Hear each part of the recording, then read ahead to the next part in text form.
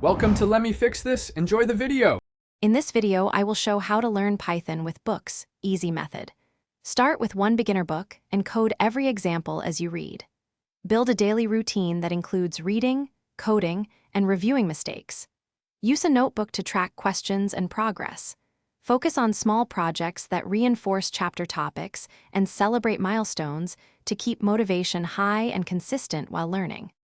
Choose projects that excite you and map them to book chapters for steady progress. Begin with tiny, practical apps and add features each week to learn by doing. Track bugs and solutions, then revisit code to refactor and improve clarity. This iterative loop builds confidence and skill while keeping the process manageable and rewarding for long-term growth. Balance book study with official documentation and short tutorials to clarify confusing sections. Join a small study group or online forum to ask questions and share progress. Use flashcards for syntax and common libraries to solidify recall and reduce frustration. Combining reading, community feedback, and active recall speeds learning and keeps momentum steady without overwhelming your schedule. Thanks for watching. If you found this helpful, don't forget to like and subscribe.